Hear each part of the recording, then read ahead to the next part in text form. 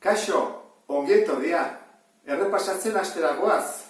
Lehenengo ariketan galdetzen du, lehenik, 360-ren 130 zenbaten. Hori, badakizu nola egiten den, ezta? Goratu zaitez. Jartzen du 360-ren bider 130. Hori nola jartzen da? Bi eratara. Edo 0,3 edo 30 eunen. Hau da 130. Bi erak ondo daude. Horran, guazen bidarketa egitea. 360 bider 30. Hori buruz egin dezakegu, ezta? Bi 0 jarri, eta 3 bider 36.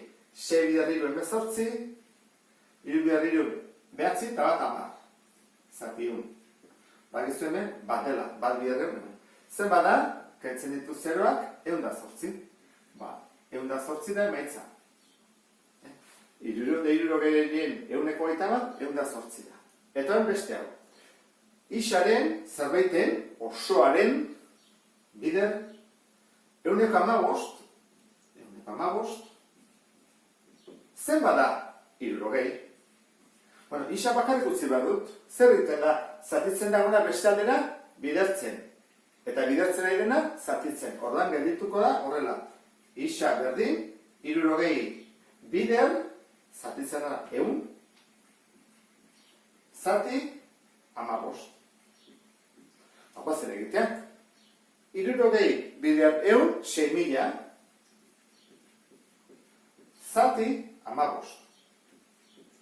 Bueno, hau birago, launa dela, birago bientzat, 5 bider lau 20, 2 bururako, lau bider bat lau, eta 6, 0. Hemen 2 0 ditugu, beraz 2 0. Emaitza zen bada, 200 isa. Eta honekin bukatzen dugu, lehenengo ariketa. Bigarren ariketa, problema da, eta jakin behar duguna da, ustotas bat dituzula, bi magnitudeak, hemen unitatea jarritut. Denbora ordutan, eta prezioa eurotan. Orduan, 3 datu badakizkigu, bat falta da. Orduan izango dira, 4 ordukin, ordaintzen dut, 5,20. 4 ordu, 5,20 euro. Eta esaten dugu, 7 ordutan zenbat. 7 ordutan, isa. Bueno, hau, onden dut, 3 badakizkit, bat falta zait. Kusi behar dugu, zuzena den alderantzizkoa. Zenbat eta ordu gehiago ordaindu beharko dut? Bai, zuzena da. Orduan, egiten duguna da, 4 zati 7, berdin, 5,20 zati isa. Horra hau pasatzen da bidertzen, 4 isa berdin, eta egin behar dut, 5,20 bider 7. Isa berdin, 5,20 bider 7, 0, 7, amalau, bat bururako, 35 bat, 36,40. Zati lau. Horra ingo dut, zati lau. Horran, hau da, behatzina ez da. Behatzi bider lau, 36. Horren, koma jarri behar dut, eta lau festen dut. Zen bana? Bana. Lau bider bat lau, 0. Bukatu da, erantzuna, 9,1 da, horrein, zein da soluzioa? Ba izango da, 9,10 euro. Koma eta gero, bizifal jarri behar ditugu, eurotan ari gerolako. Hirugarrena, baita ere, problema bat da, eta ez dakit asmatu dituzun, bi hauek direla unitateak. Hortzak eta binak. Egin barko dugu, batetik platerarena eta bestetik pinoiarena. Badakizue pinoia txikiagoa dela eta platera handiagoa.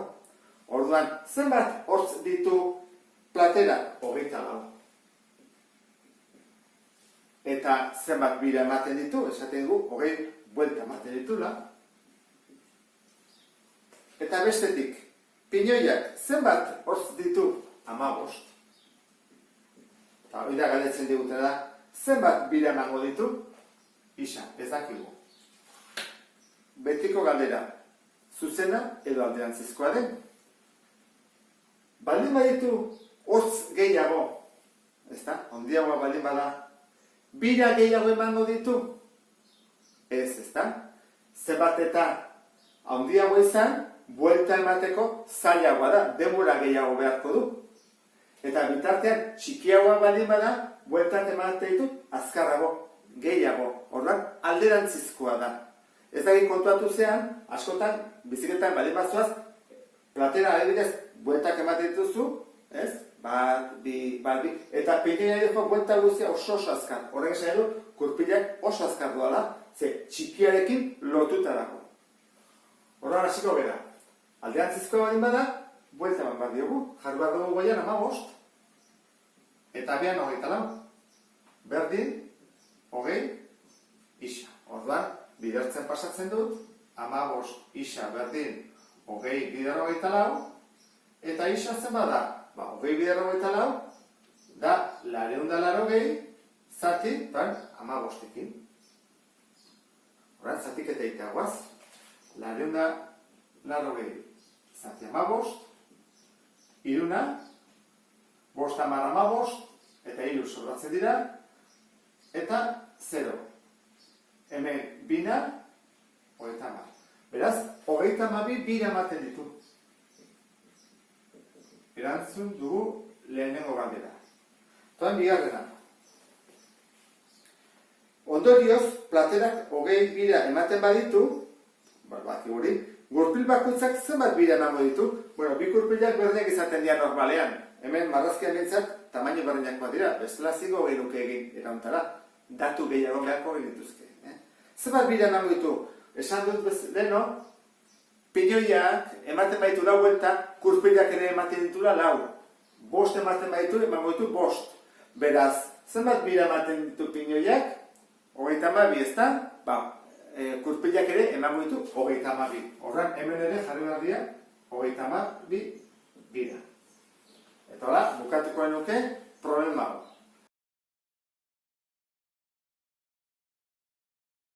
Eta dituzun bi multzo hauek direla txorrota kopurua eta orduak. Bueno, txorrota edo iturri kopurua edo kanila kopurua, nahi duzun bezala.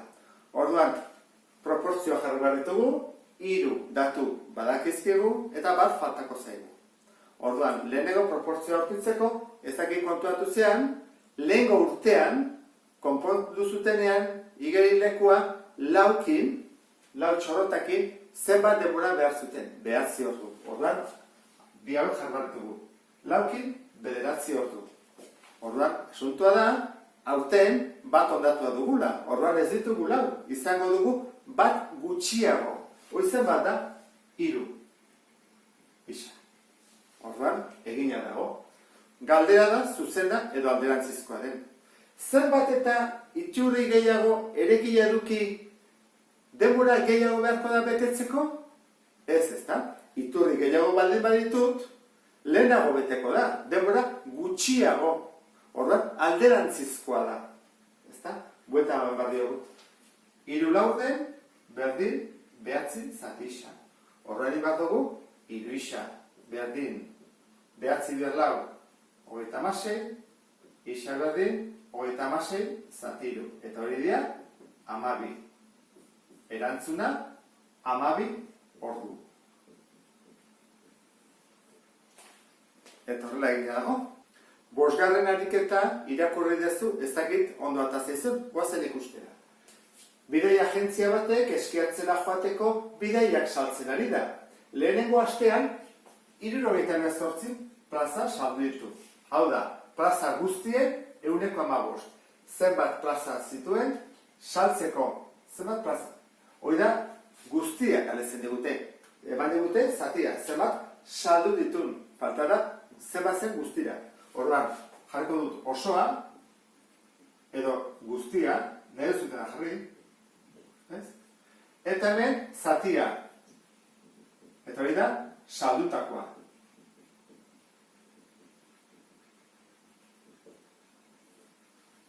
Orduan, badakizue, 100koa bali bada, beti zuzena dela. Orduan, nahiko simplea da. Hemen jarri behar dugu, 100, eta hor ze jarri behar dugu, zenbat saldu ditu?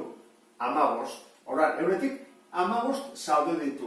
Eta hauek zer dira, justu saldu ditunak. 78, beraz ez dugu hemen jateko 78, jateko dugu hor, 78.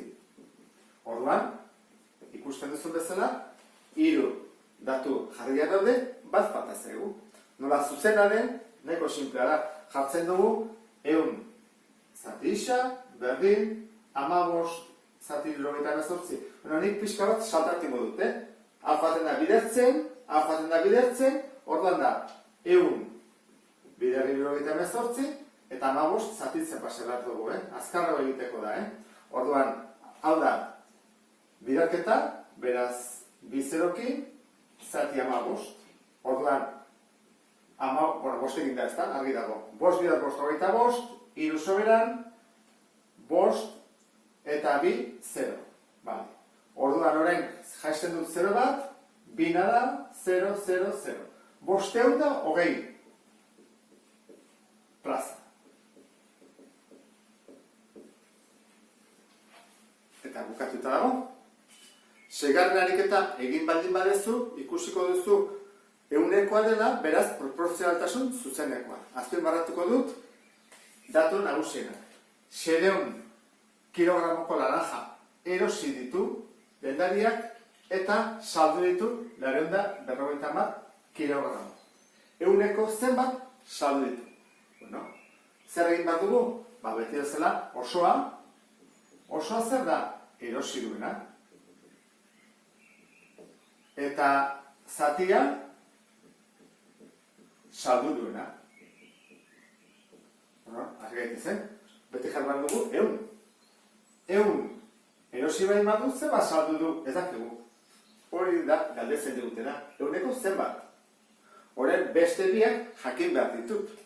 Orduan, hemen daude, 600 erosi baldin baitut, saldu ditut 450. Orduan, zuzena denez, egin behar dut. 100 zati 600, berdin, isa, zati 450. Bueno, edo zer gauza egin aurretik gauza bat egingo dut, 2 zeroak kendu eta 2 zeroak kendu. Orduan, hemen jarriko dut bakarrik bat eta 6. Orduan, hau, honea bidatzen pasatzen da, bat bider 450 da, 450 eta 6 isa. Beraz, 6 berrio ekarri bat dut, zatitzera. Orduan da, 450 zati 6. Zenbana da, zazpina. Zazpi bider 6, 42. 45, 3 soberan. 0, zenbana, 5, 6 bider 5, 30. Beraz, ehuneko 75 saldu du. Ezta? Hemen azaltzen den bezala. 75. Eta bigarren galdera. Ze ehuneko falta zaio denak saltzeko? Bueno, 75. Saldu baldin badu, faltako zaio 100 ken 75. Ezta? Zenbat hori 25. Jarriko da, hemen, ehuneko 25. Eta honekin bukatzen dut problema. Zazpigarren ariketa egin duzunean ikusiko zenun handitzea dela. Horregatik jarri behar dugu iaz eta aurten. Edo lehen eta orain. Eskema jarraituaz. 100 izango da bat derrigorrez.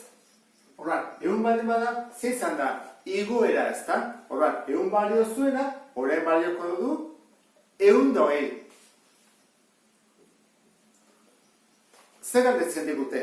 Hemen jartzen du, iaz zenbat balio zuen, hori ez dakigu, baina aurten zenbat balio duen, bai, esaten du, 1,50. Horra jarriko, 1,50 aurten balio duela aldizkariak, igaz ez dakigu. Orduan, egina dago proportzioa. Hemen zailena da jakitea, iaz eta aurten erabaki bazela, eta jarri behar gendura 100 eta 120. Beste guztia ja, sinpleagoa da. Hori egin ondoren, nola, eunekoak beti zuzenak diran, ez dugu gueltarik eman behar. Da, 100 zati isa, berdin, 120 zati 1,50. Orduan, biderkatuz, gaitetuko litzaiuke horrela, 100 bider 1,50, eta jarriko dut zati 120. Azkanago egiteko, Bezala badakizu, bidertu eta gero zatitzen pasa. Zenbat hau, 0,2 mugitu. Horran da, 150, zati 120. Kendukotu zeroak egiteko errexago zatiketa, ezta? Horran da, 15, zati 12. Bat, ondo goaz. Bat baldin bada, da euro bat eta zerbait, ezta? Orduan, 12 bider bat, hemen sobratzen ezkigu 3. Koma, 0 jartzen dut, zebana, bina, 2 bider 2, lau, hemen 6 sobratzen zaigu, eta hemen 0, eta hemen bosna, 5 bider 2, 10, bat bururako, 5 bider bat 5, eta bat 6, 0. Beraz, balio zuen, 1,25 euro iaz, Orduan, garestitu da, ez? Egun 1,25-etik 1,50-era. Problema honetan, datuak jarri ditut. Leirek 6 euro jarri zituela, Danielek 4 euro, Unaik 10 euro. Eta, ene, banatu behar dutena dira, 7.500 euro. Proportzionaltasun zuzena da. Zergatik, gehiago jarri duenak, gehiago kobratu beharko du. Orduan, jarriko dugu. Proportzionaltasun konstantea aurkitu behar dugu, eta da, 7.500 eta banatu behar du hauen artean. 6 gehi lau, gehi 10. Zer bada hori? 7.500 zati, hogei. Kentzen ditut 2 zeroak, eta 750 erdia, 375 euro. Orduan, egin beharko dudana da, 375 dela proportzionaltasun konstantea, bider euro bakoitza. Orduan, leheneri zer tokatzen zaio. Berdin, proportzionaltasun konstantea, bider bere euroak. Bider 6. Berdin, 2.250 euro. Bigarrena, Daniel. Berdin, honek 4 euro ditu, horra gutxiago kobratuko du. Izango da, 375, proportzionaltasun konstanteak, bider bere euroak direla 1.500 euro. Eta azkena, Unaik du 375, bider berak jarri du 10 euro, bider 10 dela 3.750 euro. Jakiteko, benetan, ja ondo egin dugun, guazen batuketa egitea. 0, 5, 10, bat bururako, 10 eta bat 15, bat bururako, 6 eta bat 7. Ondo banatu ditugu, 7.500 euroak. Eta honekin bukatuko genuke. 9. problema ikusi duzunean, pentsatzen dut hau aurkitu dezuela, ezta? Lehenengo proportzio bat egin bat dugu, jakiteko hasieran baliozuna lehenengo deskontua eta gero zenbaden, eta gero beste bat. Lehenengo deskontutik bigarrenera. Zergatik? Beste 110 jaitsi digutelako. Orduan, jarriko ditut goian, bi proportzioa. Batetik, hasieran 100 balio baldin bazun deskontatzen digute 20, beraz ordaindu beharko genuke 80, eta bigarrenean gertatzen da berriro 100 jarri behar dela, eta deskontatzen digute 10 ez dugulako txartela erabili. Beraz, 80 izango litzake. Bi proportzioak jarrita, bai hemen eta bai hor, ikusi behar dugu Andonik ordaindu dituen 36 euroiek nun jarri. Edo hemen, edo hemen. Uste dut asmatu dezula, ezta? 36 euro ordaindu ditu bukaeran. Beraz, hemen da. Bi deskontuak egin ondoren. 36. Orduan, joango gara onera. Aurkituko dugu, deskontu horretik zenbat zuen. Egin behar dugun da, zuzena delako 100 zati isa berdin 80 zati 36. Orduan, hau da 80 isa eta hau da 3.600, eta pasatzeakoan zatitzen, 80 zatitzen, zeroak kentzen ditut, horran egin bat da, 360 zati bederatzi. Eta hau da, 40, ez da? 4 bidar behatzi 36, eta 0. Beraz, deskontua baino lehenago, 40 euro baliozu, errojo horrek.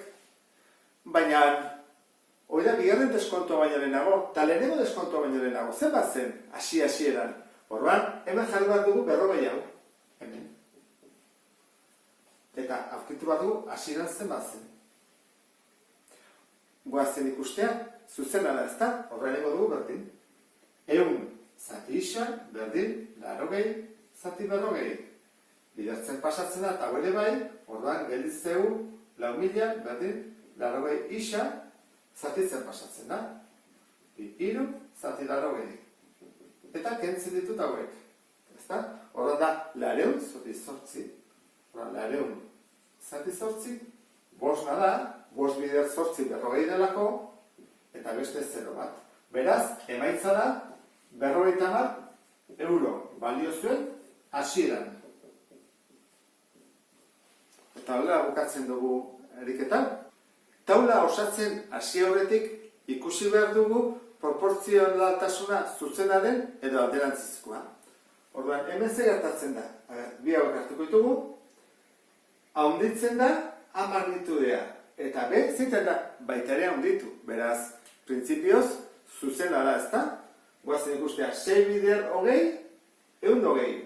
15 bider 8, 120. Bai, bada proportzionala eta zuzena. Horrek esan nahi du, bat haunditzen bada, beste ere haunditzen dela.